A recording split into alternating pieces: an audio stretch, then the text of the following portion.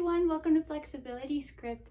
This video is going to be going into an active flexibility exercise from the world of Kinstretch or functional range conditioning that plays a big part in helping improve shoulder internal rotation. So shoulder internal rotation, if we were to measure it, it's the ability to be able to keep the shoulder head of the humerus, the head of the front of the shoulder down. So if I just retract that shoulder blade and I'm looking to see how far I can go down without letting this shoulder fall forward into this position here. So shoulder internal rotation, normal ranges of motion tend to fall anywhere from 70 to 90 degrees. So if I was laying down on the ground and I had my arm out to the side and I'm coming down, 90 degrees would be like coming down to where my hand is touching the floor. Or 70 degrees usually is right around hip level. So the ability to be here, as I come down, that it lines up with the hip or is able to get slightly past it. Most people tend to have a limitation in that shoulder internal rotation motion, and usually it's sadly fairly common to have issues with the rotator cuff. So when we go into internal rotation, it really is opening up 3 of the 4 rotator cuff muscles, supraspinatus, infraspinatus, and teres minor. When we go into that motion while actively working all the external rotators to help pull you down into internal rotation. So working your pecs, your lats, your subscap in order to perform that range of motion. The exercise I'm going to show you is meant to help open up the rotator cuff, those 3 rotator cuff muscles as we go into improving that internal rotation. We're going to try to actively go into ranges of motion, so along with hitting some passive. So we'll be doing a mix of both, and usually at the very end of the exercise, you'll feel an improvement in the internal rotation along with seeing it, along with feeling like a much more stable shoulder joint. And the ability of the shoulders to internally rotate and externally rotate well is really what makes a big part of what makes a good shoulder. If you lack the shoulder's ability to rotate, you really don't have much shoulder range of motion or function. So restoring the rotational capabilities is really important to helping have freedom of movement for life in our shoulder joint. So to get started, all you would need is a wall. You can even come down and sit on the floor if it feels comfortable to sit. I'm going to do it from a standing position.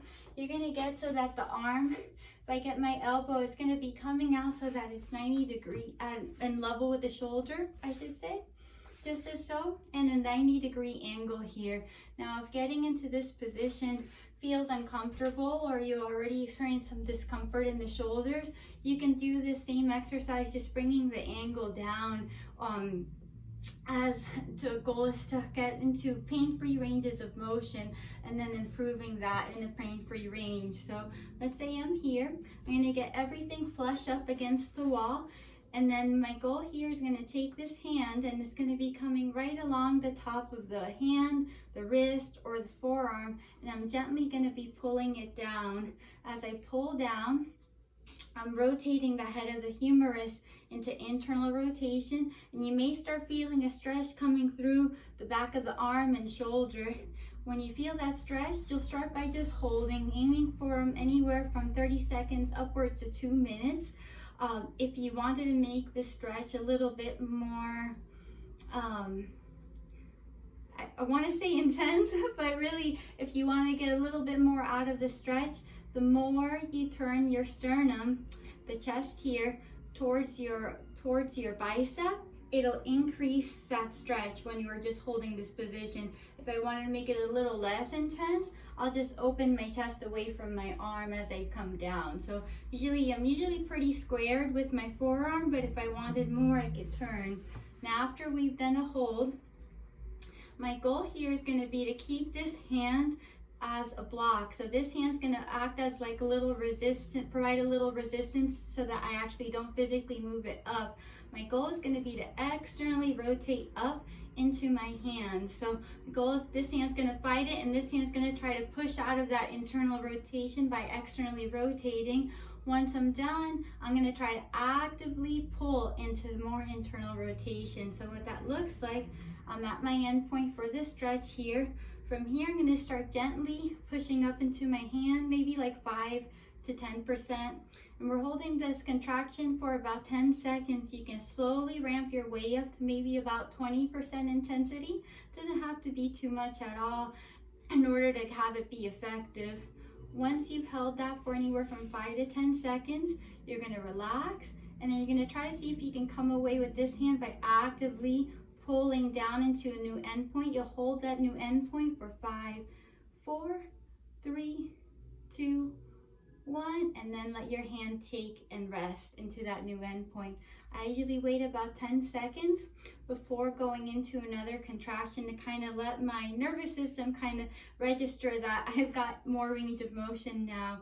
From here, again, I can repeat. So again, I'm going to think push up into this hand, like I'm trying to externally rotate out, and I keep ramping that up nice and slowly up to about 20% intensity, and I hold that. These for 5, 4, 3, 2, 1. I relax. And instead of just passively pushing into an end range, I'm going to try to actively pull away from my hand and hold that new end point for 5, 4.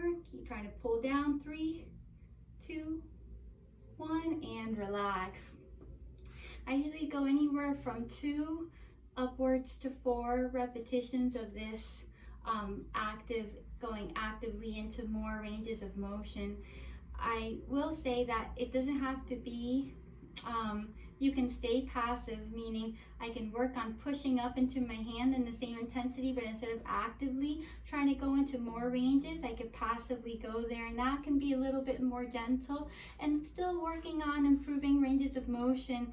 I just really, as long as it's pain-free, I really prefer going into it actively and having taking ownership of any new ranges of motion gained. After you're done, let's say after you've done about 2 to 4 repetitions of that contracting and actively going into new ranges, you can just stay on the wall, and you're just going to actively come up, and then you're going to actively try to see if you can get right to where you left off, come up out of it, and keep trying to get into the range where you left off. So you just kind of keep playing with trying to find the end point where you left off at. So you just start taking that shoulder in and out of that new range of motion that you've created, again, so that it can register that it can actually be able to go into those new ranges. So I usually do about 5 of those repetitions at the end to kind of work through some ranges of motion. And there's some variables that can happen where I can be on the wall. I'm just going to give this as an extra, where instead of just actively going, you can actively use your hand and create some resistance as you get into the end point, then block and create some resistance as you come up.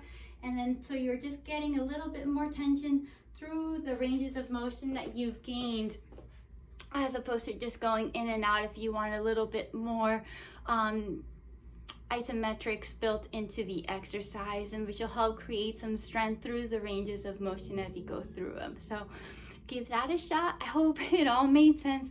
I'm going to do a future recording where I cover some external rotation exercises as well.